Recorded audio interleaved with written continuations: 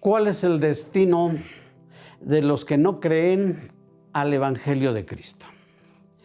Síganos en nuestras plataformas y regálenos un me gusta, un comentario, una crítica constructiva. Estamos abiertos, siempre. En 2 a Tesalonicenses, en el capítulo 2, versículo 10, el apóstol Pablo da una respuesta muy enfática, muy directa, fuerte, pero así está en la Biblia. Habrá cosas toscas que no nos gusten, pero desde el momento que él escribió a través del Espíritu Santo, tenemos que entender que es un mensaje, aunque esté tenso o duro, como yo le llamo. Voy a leer el versículo que nos va a servir de base. Dice: con todo engaño de iniquidad en los que perecen, por cuanto no recibieron el amor de la verdad para ser salvos. Por tanto, pues les envía Dios operación de error para que crean a la mentira, porque sean condenados todos los que no creyeron a la verdad, antes consintieron a la iniquidad. Como este texto hay, tanto en Antiguo Testamento como en Nuevo Testamento, hay muchos análogos que responden a la pregunta. Pero como no podemos tocar todos, este cubre el total, porque está diciendo que el que no se entrega a Dios, el que no conoce las cosas de Dios, es sentencia de muerte espiritual segura. ¿Por qué? Porque Dios en mil maneras, en mil formas, desde el Antiguo Testamento y Nuevo Testamento, nos ha dado escrituras a través de los patriarcas, profetas, sacerdotes, Cristo, los apóstoles, todos, la iglesia primitiva, un mensaje de reconciliación con Dios a través del Evangelio. Por eso, el apóstol Juan escribió, dice, todo lo que fue escrito para que creyendo en su nombre seamos salvos. Ahí lo tiene usted. Porque todo lo que fue escrito para ese fin, para esa finalidad. Cuando el hombre se divorcia de esa verdad, se divorcia de lo que está escrito, pues la Biblia dice, su destino es desaparecer del mapa en los planes de Dios. El Salmo dice, serán como el tamo que arrebata el viento. Para valorar lo anterior, es necesario hacer hincapié en que Dios, siendo Dios, siempre ha dado oportunidad de conocer su plan, su proyecto, su verdad, etcétera, etcétera, para que a través de ese plan, creyendo, como dijera Juan, tengamos ese espacio, esa oportunidad de ser salvos, de ser perdonados y aspirar a la vida eterna. Dios, por ser Dios, podría ordenar que fueran santos todos, pero eso sería pues algo como ignorancia que no cabe en Dios. La sabiduría de Dios quedaría en entredicho, y eso no es así. Se llamaría un egocentrismo, y Dios no va a caminar por ese camino. Por el contrario, Él ordenó que el hombre tuviera libertad, que tuviera ese libre albedrío para que escogiera entre lo uno y lo otro. Tendría que haber dos cosas para que ese libre albedrío funcionara, tuviera razón de ser. Si no hubiera de dónde escoger, el libre albedrío no podría trabajar, pero existió el bien y el mal. Y entre el bien y el mal, él tenía que decidir entre lo uno y lo otro. Aquel escogió el mal. Por eso entró el pecado y la muerte a todos los hombres, porque desobedeció, hubo indisciplina. ¿Qué nos enseña esto? Pues si queremos tener la vida eterna, como Adán la hubiera tenido si no hubiera fallado, si nosotros hoy queremos aspirar a la salvación, a la vida eterna, pues se perdió por la desobediencia, ahora se nos pide la obediencia. Aquel fue desobediente, Cristo fue obediente. Los de Adán son desobedientes, los de Cristo tienen que ser obedientes. Y cuando hay la obediencia y la disciplina, entonces se cumple lo que se dice, te es necesario nacer otra vez. Eres otra persona, ahora estás en Cristo Jesús y eres un nuevo ser. te es necesario nacer otra vez. ¿Correcto? Hay un verso de oro que se encuentra en Juan capítulo 3, versículo 16, que dice así: porque de tal manera amó Dios al mundo que entregó a su Hijo único, para que todo aquel que en él crea no se pierda, mas tenga vida eterna. Allí lo tendremos, ese texto de oro. Le comento rápido. En ese texto está sintetizado todo el evangelio de toda la Biblia. De tal manera amó Dios al mundo que entregó a su Hijo, para que todo aquel que en él crea no se pierda, mas tenga vida eterna. Si usted en casita lo analiza, se va a dar cuenta que en ese texto se encuentra el total del evangelismo de la palabra de Dios. Dios en su amor nos entrega un segundo plan, y ese segundo plan es un diferente cordero. El cordero de la antigüedad, Antiguo Testamento, señalaba al cordero Cristo Jesús.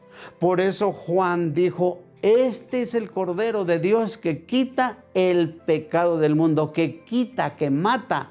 Y si quita el pecado del mundo, lo va a quitar para el que se entrega. No lo quita globalmente a todo el mundo se salvaría. No, lo quita a aquel que está dispuesto a ser nuevo. El que está dispuesto a ser diferente, dejar lo anterior para ser de Cristo Jesús. Y entonces sí, como San Pablo a Timoteo, palabra fiel y digna es esta, que Cristo Jesús vino para salvar a los pecadores, de los cuales yo soy el primero. El apóstol Pablo reconoce, acuérdese que tuvo un encuentro con Cristo Jesús cuando le dijo: ¿qué quieres que haga? Él recibió el evangelio de frente, así, de Cristo Jesús directamente a él, y por eso dice estas palabras. Esta palabra de Cristo vino a morir por todos los pecadores, de los cuales apunta: yo soy el primero. Y esta es la palabra fiel y digna que debemos de recibir todos. El apóstol Pablo, que fue muy prolífero porque era una eminencia en la palabra de Dios, cuando le escribe a Timoteo, le dice: Cristo Jesús vino a quitar la muerte. Vino a quitar la muerte, y por su resurrección nos da la vida, y alcanzamos la inmortalidad a través del evangelio. Ahí tiene usted que es de nueva cuenta a través del evangelio. Entonces, ¿cuál es el destino del que no cree en Cristo Jesús, en su evangelio? Pues ya está comentado. Encontramos todo el tiempo que querramos buscar, vamos a encontrar la misma respuesta: no tiene nada que hacer, serán como el tamo que arrebata el viento.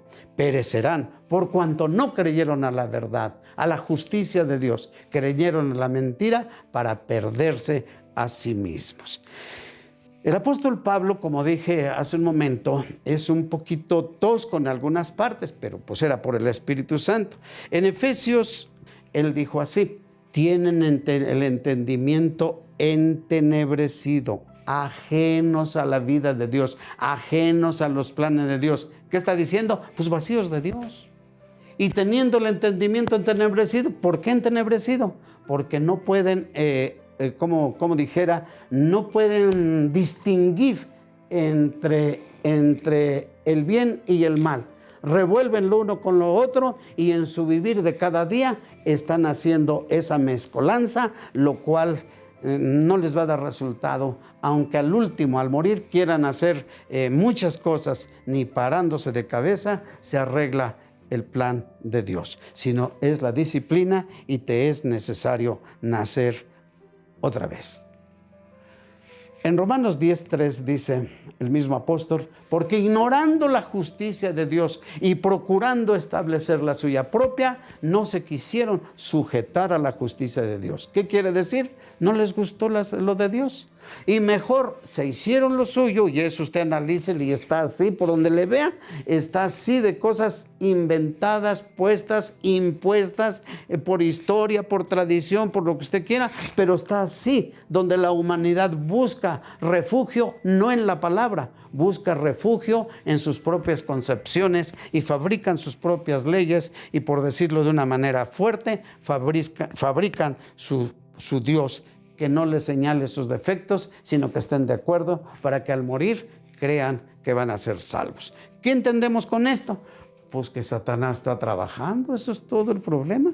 Satanás está haciendo su tarea y los demás les gusta que Satanás esté del brazo con ellos y ellos también de Satanás, haciendo, como dice, lo que no conviene. Y entonces dice allí en 2 Corintios capítulo 4, verso 4, dice que el Dios, o sea Satanás de este siglo, les tapó, les cegó los entendimientos para que no les resplandezca la lumbre, la luz del Evangelio.